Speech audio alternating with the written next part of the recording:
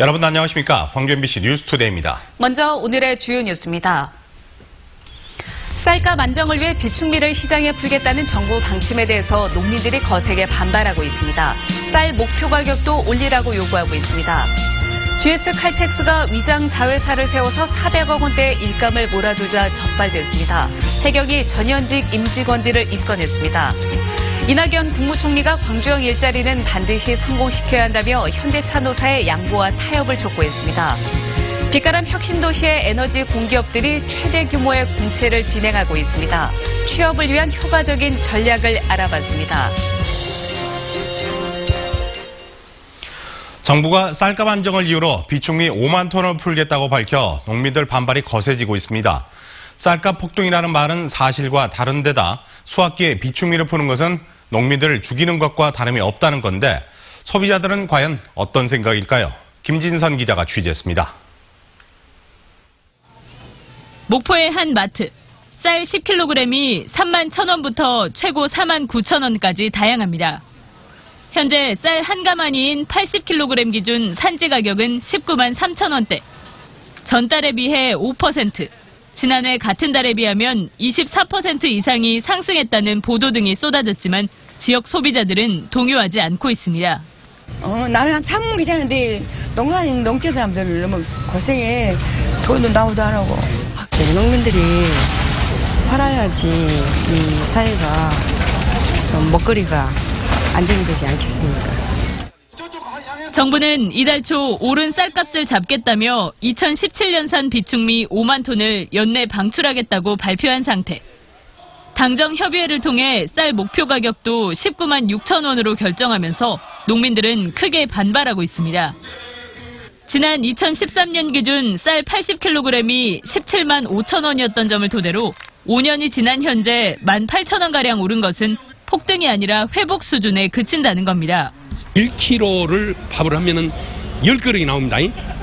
1kg 밥을 하면 그러면 그것이 1kg 우리가 3,000원 주장한 것이 바로 그 이유거든요. 근데 지금 현재 가격은 240원, 250원.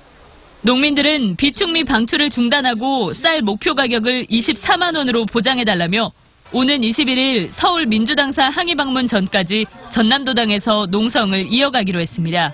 MBC 뉴스 김진선입니다. 재배 면적이 줄어들면서 전남의 쌀 생산량이 큰 폭으로 감소했습니다. 통계청에 따르면 올해 전남의 쌀 생산량은 76만 톤으로 전국에서 가장 많았지만 지난해 82만 톤에 비해서는 7.4% 감소했습니다. 또 재배 면적은 16만 1,000헥타르에서 15만 4천 헥타르로 1년 만에 4% 줄어든 것으로 나타났습니다. 전국적으로 쌀 생산량은 작년보다 2.6%가 줄어든 386만 톤으로 38년 만에 최소 수준으로 떨어졌습니다. 수능이 벌써 하루 앞으로 다가왔습니다. 수능 예비 소집일인 오늘 광주와 전남 지역은 고기압의 영향으로 대체로 맑겠고요. 수능일인 내일도 구름만 많은 가운데 맑은 날씨가 이어지겠습니다. 오늘과 내일 광주의 한낮 기온은 17도 안팎으로 포근한 반면 아침 기온은 5도 안팎으로 뚝 떨어지면서 매우 쌀쌀하겠습니다. 시험 보러 가는 길 옷 따뜻하게 챙겨 입으셔야겠습니다. 한편 새벽부터 아침 사이에는 안개가 짙습니다. 교통안전에 주의하셔야겠습니다. 현재 위성 영상 보시면 하늘 표정 좋습니다. 오늘도 구름 거의 없는 가운데 맑은 하늘이 드러나 있는데요. 다만 국내 미세먼지가 축적되면서 대기질은 좋지 못합니다. 미세먼지 농도는 보통 수준을 보이고 있지만 오늘도 초미세먼지가 종일 한대 나쁨 수준을 보이겠습니다. 마스크 착용 잘 하셔야겠습니다. 현재 기온 살펴보시면 광주는 5.1도 보이고 있지만 장성과 담양은 1.7도, 화수는 1도 등으로 매우 쌀쌀한 날씨를 보이고 있습니다. 옷차림 단단히 하셔야겠고요. 한낮 기온은 17도 안팎을 보이겠습니다. 현재 해남은 영하권으로 떨어졌고요. 무안 2.8도, 영암 0.7도, 강진은 3.7도 보이는 가운데 한낮 기온 17도 안팎을 보이면서 일교차가 15도 이상으로 크게 벌어지겠고요. 곡성과 구례의 낮 기온은 16도, 순천과 광양은 17도가 예상됩니다. 날씨였습니다. 환경미 화원으로 일하다 폐암에 걸린 이들이 광주 전남에서는 처음으로 산재 승인을 받았습니다. 늦었지만 다행입니다. 하지만 폐암을 예방할 수 있도록 근무 환경이나 검진 체계를 개선하는 문제가 여전히 남아 있습니다. 송정근 기자입니다. 27년 동안 환경미화원으로 일하다 폐암에 걸린 서필원 씨. 근로복지공단에 산업재해 신청을 한 지 10달 만에 산재 승인을 받았습니다. 기대하지 않았던 통지서가 날아오자 치료비 걱정을 한시름 덜었습니다. 산재 받을 줄 몰랐는데 받으니까 좋죠. 내 받은 것도 받은 거지만 앞으로 또 그 후배들 위해서도 좋은 것이 아닙니까? 근로복지공단은 서 씨의 근무 환경과 폐암 발병의 관련성을 인정했습니다. 맨손으로 유리와 성면 등을 해체해왔고 특히 1급 발암물질인 디젤 차량 배기가스에 오랫동안 노출돼 왔다는 게 결정적이었다고 판단했습니다. 환경미화원으로서 디젤 차량 배기가스 등에 노출이 되었기 때문에 20년이면 충분한 근무 기간이어서 폐암의 발병의 원인이 되었다라고 생각해서 승인되었습니다. 폐암에 걸린 환경미화원들이 산재 승인을 받은 것은 광주 전남에선 이번이 처음입니다. 하지만 환경미화원들의 작업 환경과 건강검진이 개선되려면 아직 갈 길이 멉니다. 이번에 산재 승인을 받은 또 다른 미화원 황기선 씨는 폐암 말기로 생명이 위독합니다. 황 씨 가족들은 산재 승인이 난 건 그나마 다행스럽지만 그동안 폐암을 발견해내지 못한 평범한 건강검진 체계가 원망스럽습니다. 특성검진 같은 그런 PCT 같은 그런 검진만 좀 받았다고 하면 일찍 발견하고 이렇게 예방을 하지 않았을까라는 생각도 좀 아쉽고, 처음에 그런 일도 좀 없었으면 좋겠고. 올해 근로복지공단에 폐암에 걸려 산재 신청을 낸 환경미화원은 전국적으로 7명입니다. 환경미화원들이 어떤 환경에서 일하고 있는지, 건강 상태는 어떤지 실태조사 한번 이뤄지지 않았습니다. 의지가 제가 봤을 때는 부족하다는 거죠. 그래서 지금이라도 뭐 이렇게 환경미화원에 대한 안전 문제, 건강 문제가 사회적인 문제로 되고 이슈로 되고 있으니 지금이라도 함께해. 근로복지공단이 환경미화원들의 열악한 근무 환경을 인정하고 있는 만큼 맞춤형 건강검진 도입과 같은 보다 근본적인 대책 마련이 필요합니다. MBC 뉴스 송정근입니다. 광주형 일자리와 관련해 이낙연 국무총리가 현대차 노사 양측에 양보와 타협을 촉구했습니다. 이 총리는 국무회의에서 심각한 고용 위축과 자동차 산업 부진 해소 등을 위해 광주형 일자리는 반드시 성공해야 한다며 현대차 근로자들에게 대승적인 협조를 당부했습니다. 또 현대차 사측에도 이 사업에 희망을 거는 광주 시민과 지역 근로자들을 생각해서 투자 협상에 적극적으로 임해줄 것을 부탁했습니다. 민주당 홍영표 원내대표도 원내대책회의에서 협상만 타결되면 민주당과 중앙정부는 광주형 일자리에 필요한 공공주택과 생활 편의시설 등 사회 간접자본 투자를 적극적으로 지원하겠다고 밝혔습니다. 광주시의회가 조만간 광주복지재단에 대한 행정사무조사권 발동 여부를 본회의 안건으로 상정합니다. 행정사무조사는 의회가 자치단체 사무 중 특별 사안에 대해 조사할 수 있는 권한으로 행정사무감사와는 별도로 실시되는 특별감사의 성격을 띱니다. 이번 조치는 광주복지재단에 대한 행정사무감사 결과 사무처장 채용 규정 위반 의혹과 매점 불법 운영, 감사자료 허위 제출, 그리고 고위직 갑질 논란 등이 중점 지적된 데 따른 것입니다. 2019학년도 대학 수학능력시험 문제지와 답지가 광주 전남 고사장에 도착했습니다. 교육부가 보낸 문제지에는 광주시 교육청에 도착해 보관에 들어갔는데 수능 문답지는 내일 오전 해당 고사장으로 이송될 예정입니다. 오늘은 고사장별로 수험생 예비 소집이 진행될 예정입니다. 대형 정유사인 GS칼텍스가 특정 예선업체에 일감을 몰아주고 있다는 의혹이 사실로 드러났습니다. GS칼텍스는 차명으로 예선업체를 소유하고 수백억 원 상당의 특혜를 주었습니다. 조희연 기자입니다.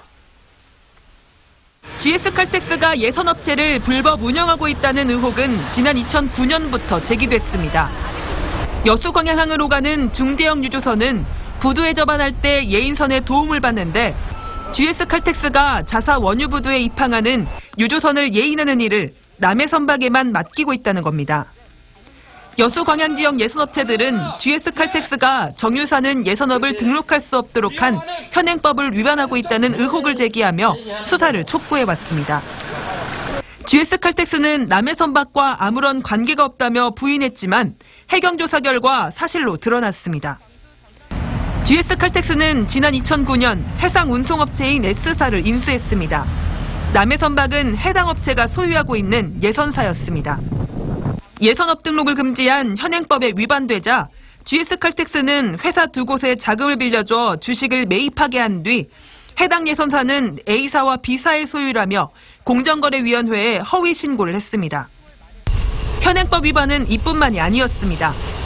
해수청에 선박 연료공급업 등록도 하지 않은 채 남해 선박 등 일부 업체에 340억 원 상당의 연료도 공급했던 것으로 드러났습니다. 남해 선박이 금융권 대출 과다로 담보를 제공받을 수 없게 되자 선박 건조자금 70억 원을 무담보로 빌려주기도 했습니다. 해경은 남해 선박이 다른 업체로부터도 특혜를 받았을 것으로 보고 있습니다. 여수 광양 항만에 있는 해운 대리점들은 비예선사가 대형 정유사의 일감을 받고 있다는 이런 거를 알고 있기 때문에 대리점들도 비예선사의 일감을 줄 때 다른 데보다는 조금 더 가격을 다운시킨다든가 일감을 더 준다 하든가. 한편 여수 지역의 또 다른 예선업체와 해운 대리점 각각 두 곳도 예인선 배정을 청탁하는 대가로 44억 원 상당의 금품을 주고받은 것으로 드러났습니다. 해경은 남해 선박에 각종 특혜를 제공한 혐의로 GS 칼텍스 전 본부장 64살 김모 씨 등 6명을 검거하고 예선 배정을 청탁한 예선업체 대표 2명과 해운 대리점 대표 2명도 불구속 입건했습니다. MBC 뉴스 조희원입니다.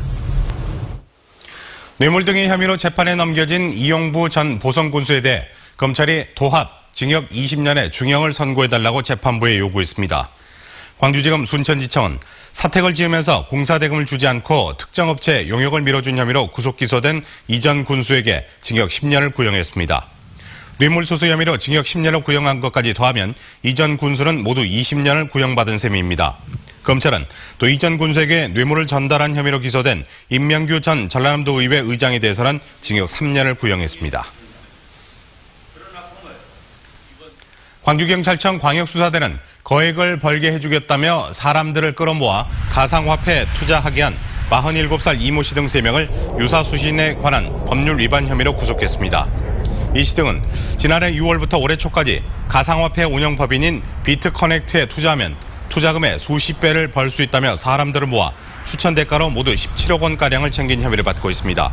비트커넥트는 올해 1월 법인이 폐쇄되면서 이들을 통해 투자한 250여 명의 투자자들은 65억 원가량을 손해본 것으로 전해졌습니다. 도시철도 2호선 공론화 시민참여단이 공론화 과정에 만족감을 나타낸 것으로 조사됐습니다. 종합토론에 참여한 시민참여단 243명을 대상으로 공론화 과정 만족도를 실시한 결과 시민참여단 선정 과정에 만족한다는 응답이 82.7%로 나타났습니다. 또 종합토론회 운영 과정의 공정성에 대해서도 분임 토의 진행자가 공정했다는 응답이 97.2%로 집계됐습니다.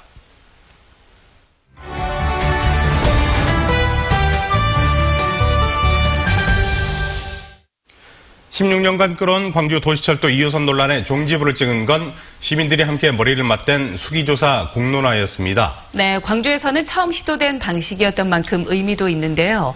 도시철도 2호선 공론화위원회 최영태 위원장과 좀 더 자세한 이야기 나눠보도록 하겠습니다. 안녕하십니까? 예, 안녕하십니까? 네, 시민들의 관심도 높고 또 참여도 적극적이었던 걸로 알고 있는데요. 지난 1박 2일 동안의 종합토론회 분위기부터 알려주시죠. 예, 우선 처음 여론조사를 실시할 때부터 응답률이 높았고요. 네.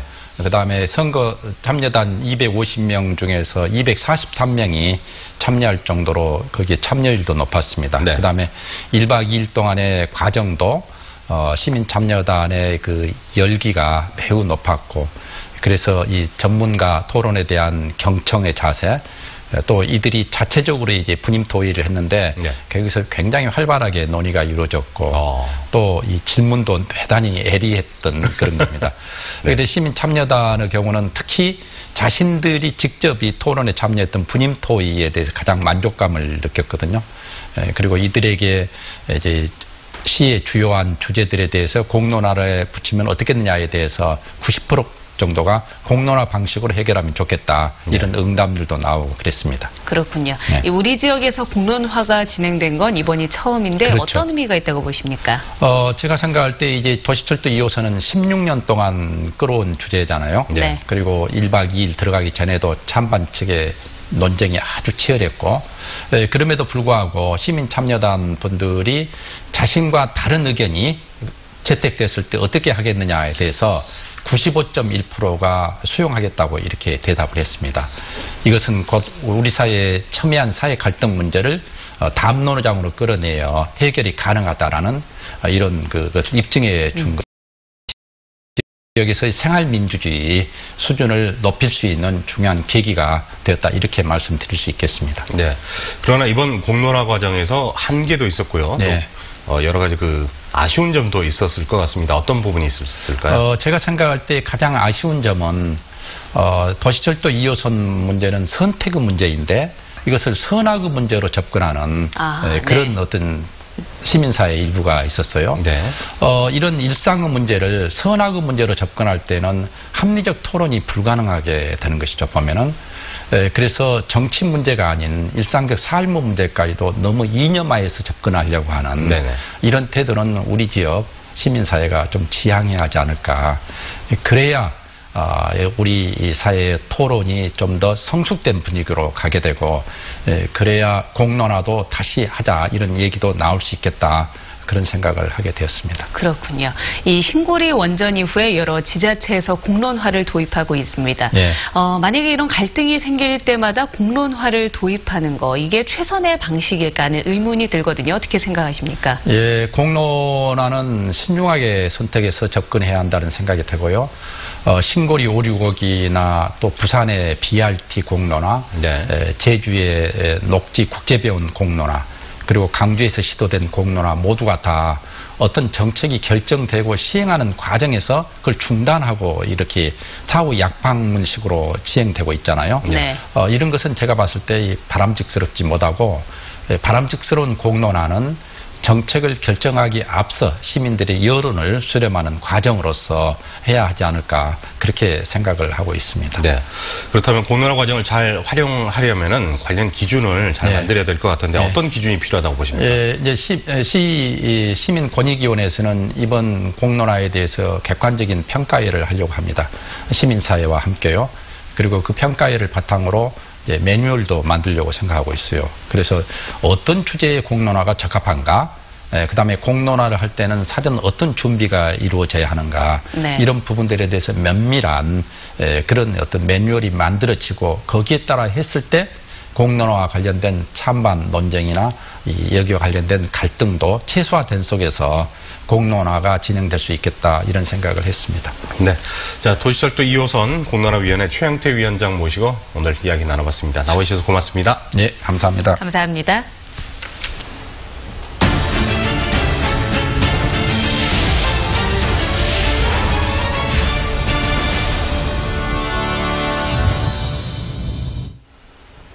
빛가람 혁신도시로 이전한 전력거래소가 사상 최대 규모로 신규 채용을 진행하고 있습니다. 혁신도시 에너지 공기업들도 한동안은 매년 2,000명 규모로 신입사원을 뽑을 예정이라고 합니다. 이 기업들을 취업하려면 어떻게 준비하는 게 좋은지 이계상 기자가 알려드립니다. 대한민국 전력의 심장부 전력거래소가 사상 최대 규모인 80여 명을 공개 채용합니다. 인재 선발 방식은 직무 능력 중심의 블라인드 채용을 적용해서 지원자의 인적 사원과 신상 등을 최종 합격자 발표 때까지 알 수 없도록 했습니다. 이른바 학벌 등 스펙이 아니라 직무 관련 능력만으로 평가하겠다는 것입니다. 광주 전남 지역 대학 출신자는 30% 이상 의무적으로 채용하기로 했습니다. 지역 인재들을 잘 우리 채용을 해서 잘 육성을 하고 또 지역과 함께 발전하고 상생하는 그런 모습을 보이는 것이 제일 중요하다고 그렇게 생각합니다. 한국전력과 한전, KDN 등 에너지 공기업들도 전력거래소와 동일한 방식으로 올해 하반기 채용 절차를 진행하고 있습니다. 입사 지원 단계부터 인적 정보를 기반으로 한 평가가 불가능하다 보니 서류 심사를 통과하기 위해서는 지원자의 장점이 부각될 수 있는 자기소개서를 작성하는 게 중요합니다. 세 차례에 걸쳐 진행되는 면접에서도 지원하는 분야에 대한 관심도와 직무 능력을 인정받을 수 있도록 설명 자료를 사전에 준비해 두는 게 좋습니다. 최소한 그 회사가 어떤 업무를 하고 있고 어떤 사업을 중점적으로 하는지를 이렇게 잘 숙지하고 있는 게 가장 중요한 것 같습니다. 빛가람 혁신도시로 이전한 에너지 공기업들이 향후 3, 4년 사이 연간 2,000명 안팎의 직원을 채용할 예정이어서 취업에 도전하는 청년들의 꿈이 이루어질 가능성도 그만큼 커졌습니다. MBC 뉴스 이계상입니다. 총장 퇴진 문제를 놓고 조선대 구성원들끼리 갈등이 깊어지고 있습니다. 조선대 교수평의회는 결의문을 통해 총장이 거치는 대학 자치운영협의회에서 결정할 사안이 아니라며 교육부의 자율개선대학에 들지 못한 책임을 지고 강동원 총장은 즉각 퇴진해야 한다고 주장했습니다. 반면 학생과 동창, 교직원 등으로 구성된 조선대 대학자치운영협의회는 강동원 총장의 임기를 내년 2월까지 보장해야 한다며 오늘 교수평의회에 항의하는 맞불 집회를 열 계획입니다. 나주시 공무원 노조가 종합감사를 시행한 전라남도 감사관과 감사관실 직원 14명을 직권남용죄로 검찰에 고발해 논란이 일고 있습니다.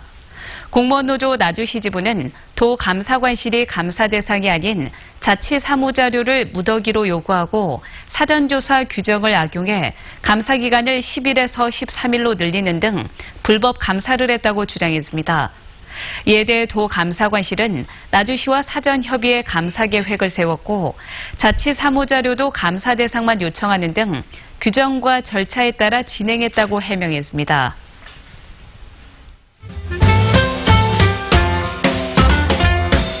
광주 동구의 일부 초중고등학교에 토끼 모양의 고민 우편함이 생겼습니다. 엽서를 넣으면 또래 친구들이 일일이 답글을 적어 메일로 보내주는 또래 친구 고민 상담 119 프로그램인데요. 조대여고 학생들이 주축이 돼 기획하고 동구 도시재생지원센터와 심리상담 전문가가 함께 돕는 형태라고 합니다. 조대여고 학생들은 고민을 들어주는 토끼가 한 번의 상담이 아니라 힘든 친구들에게 오랜 쉼터와 안식처가 되었으면 한다고 목표를 밝혔습니다. 일제강점기 당시 15살 나이로 항일운동에 참여했던 강화선 선생에게 독립유공자 포상이 내려집니다. 강화선 선생은 1904년에 태어나 남구 양림동에 거주했고 독립만세운동 이후 체포돼 징역살이를 하기도 했는데요. 이로써 강화선 선생은 전국 최연소 여성 독립운동가로 인정받게 됐습니다. 무등 서예연구원 회원전인 원묵회 서예전이 내일부터 21일까지 유스케어 금호갤러리에서 열립니다. 서예 5채로 재현된 옛 선현들의 명구들을 130여 점의 작품으로 감상해보시죠. 유명한 발레 안무의 하이라이트만 모아 보여주는 광주시립발레단 발레 갈라 콘서트가 16일 광주문화예술회관 소극장에서 열립니다. 탈리스만, 할리퀸하드, 호두까기 인형 등 발레 공연이 무대에서 펼쳐지고요. 공연 시작 전에는 최태지 감독의 해설이 함께하는 발레톡 토크 콘서트도 열립니다.